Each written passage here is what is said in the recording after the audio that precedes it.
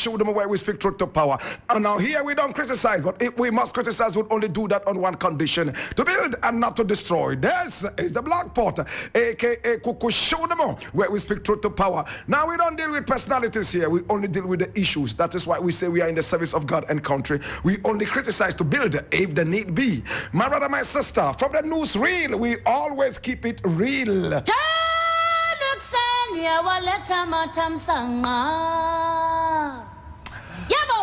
And today we have a number of issues I need us to look at, and we want to go straight into these issues and look at them straight away. This is where we speak truth to power.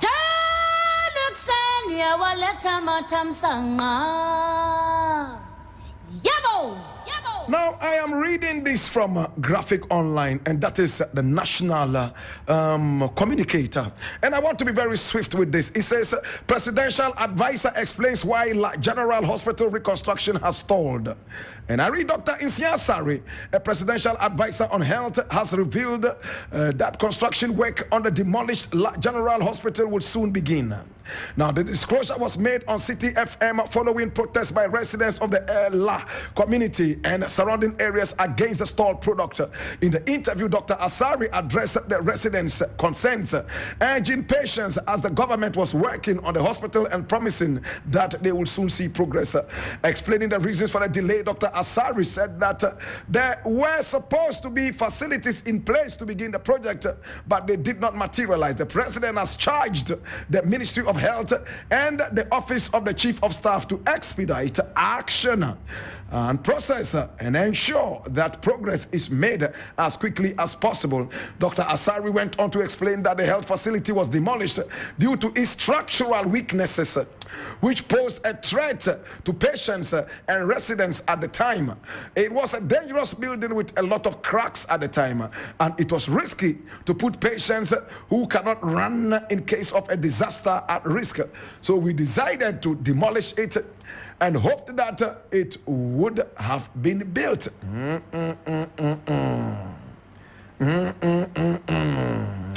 Well, this is the story.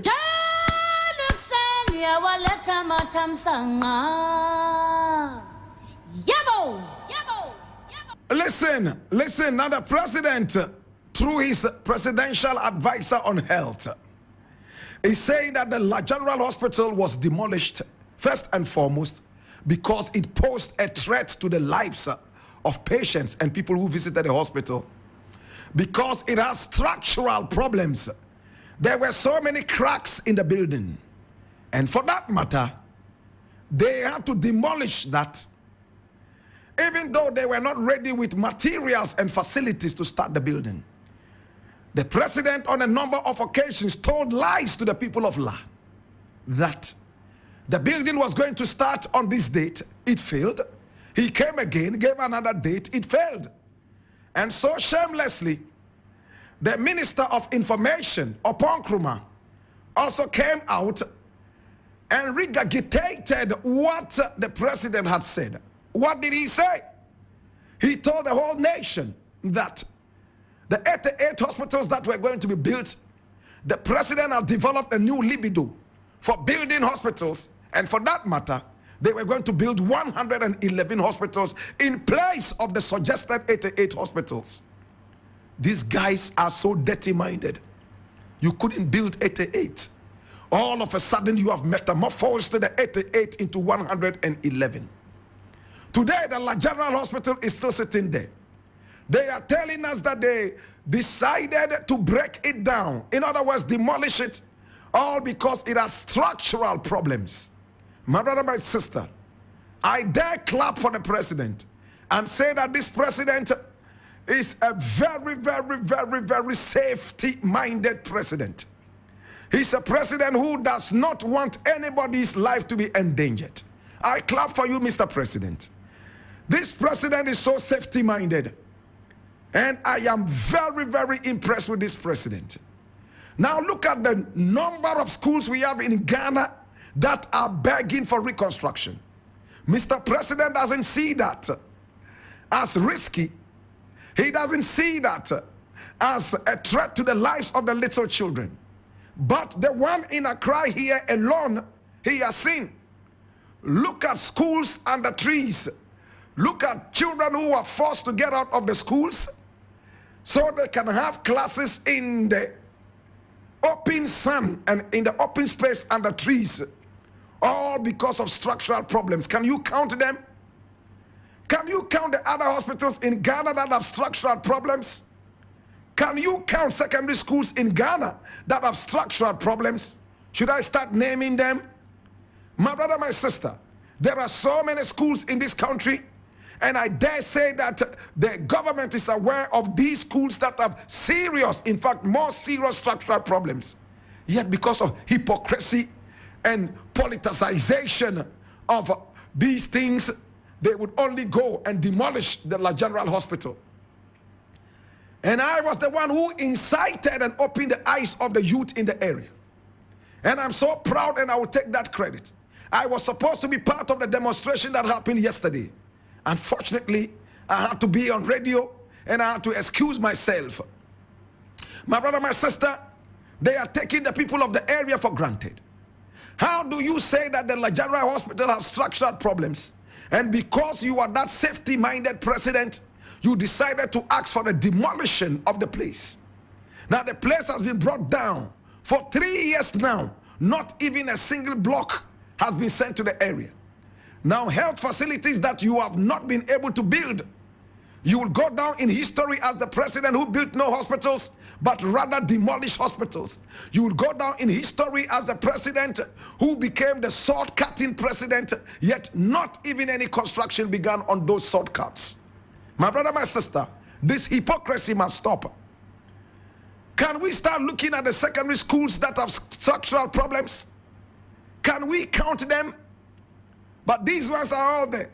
If Mr. President said they demolished the La General Hospital, all because it has structural problems, was it an emergency?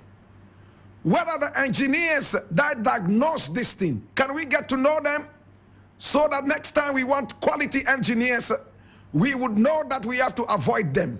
Can they put their names out so we will see that these were the engineers who said that that facility was a threat to human life, and therefore they had to crash it down, even though they had no immediate plans to build that hospital? They came back promising us that they will build 111 hospitals in place of the 88 hospitals. This is a very dirty-minded government, and this government will go down, and go down into the annals of hypocrisy. Now, we all remember the Commander Sugar Factory. Mahama was criticized for building that Commander Sugar Factory, trying to resurrect the ideas of Kwame Nkrumah concerning that sugar factory. And yet Mahama only succeeded in building the roof before thinking about the foundation. Why did the government say this? Because Mahama apparently had no plans for raw materials for the Commander Sugar Factory. Is this not the same thing this dirty government is doing? If Mahama played politics with the Commander Sugar Factory, my brother, my sister, and wasted millions of dollars that they got on loan from the Indian government, today it is a white elephant, and cockroaches and lizards have turned that into their luxurious hotel where they have their doggy styles and missionary styles. My brother, my sister, this is terrible. Today, this government is demolishing houses and such things with no plans to build them immediately. What a hypocritical government with no credibility left.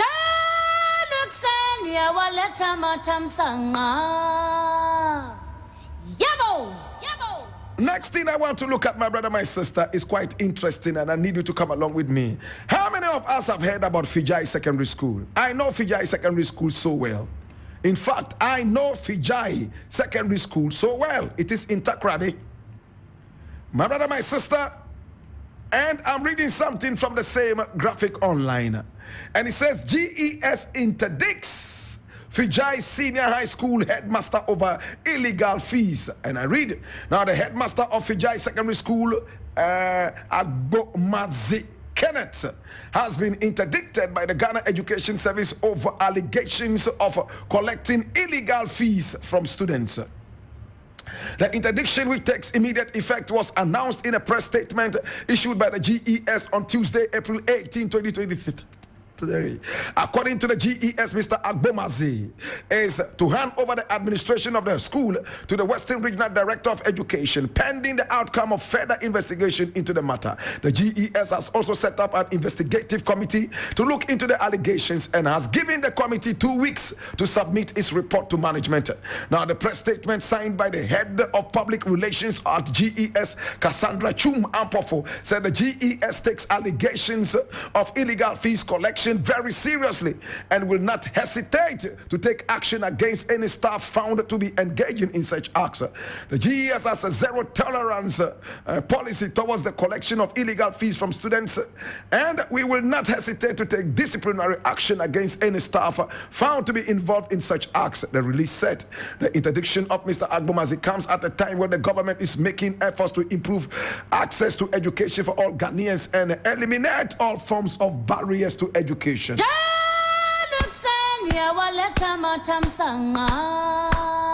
Hear me now.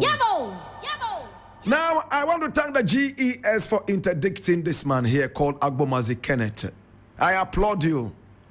I like how swiftly you react to some of these things. Yes, it looks like the education minister is a man of action. We remember this was the same man, my brother, my sister, who had some bribery allegations hanging over his head. He was able to clear himself. The same man, my brother, my sister, was the one who a few weeks ago said they would close down schools in Ghana that are not performing, forgetting that it is his duty to make them perform. Any useless mechanic, my brother, my sister, that you visit, you do not need a certificate on his head saying that this is a useless mechanic. The moment he starts telling you, oh, let's buy new, let's buy this one new, let's replace this one new, let's buy this one new, and he start thinking about repairing, then you know this is a useless mechanic. And a useless man can become president as long as presidency is seen as a tool to borrow money from abroad and come celebrate that with kenke parties. My brother, my sister, in the same vein, my brother, my sister, hear me now. A useless minister of education. I'm not saying this one is useless. I like him for some sparkles of brilliance. Hear me now. And a useless education minister will close down schools that are underperforming. Schools that they have not sent teachers to. Schools that do not have the facilities. Yet they blame the schools for not performing and close them down when we have several schools under trees. That is a useless minister of education. My brother, my sister, let's get deeper. Now they are very quick to interdict a small fry, a little element, a stadium atom on heat, like Agbomazi Kenneth, all because he charged illegal fees. Look, I am against charging illegal fees. I do not like any form of corruption. But my brother, my sister, I am not going to hold brief for Agbomazi. Some of these schools are pushed to do some of these things. Since the government took over school feeding and so on and so forth, schools are struggling to make it happen.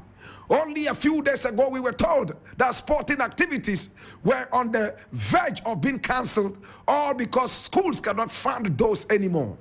What are you doing to the next generation of leaders? They are denied their sporting festivals. They are denied almost everything. And at the end of the day, this is what you give to them. And those of them who have the guts to still supervise over good governance of the school, when they charge fees, they are told that they are illegal fees. And then they quickly interdict them. Meanwhile, your health minister went to all the way Dubai and those other Arabian places and got people who were on the watch list of the FBI and CIA for terrorism. It took a Norwegian journalist to tell us, hey, dumb Ghana, can't you see that these guys are on the terrorist list of the CIA and the FBI? We were lucky. The whole nation would have been poisoned. If they were true terrorists, as the CIA and the FBI had earmarked, it meant that we were giving them a low-hanging fruit for them to do cherry picking with us. Hallelujah. To God be the glory. To God be the glory. We never died. Today I have so many other things I wanted to look at, but Eric Marwin is in the house. Eric, how are you doing? You good? Everything good with you? Yes, I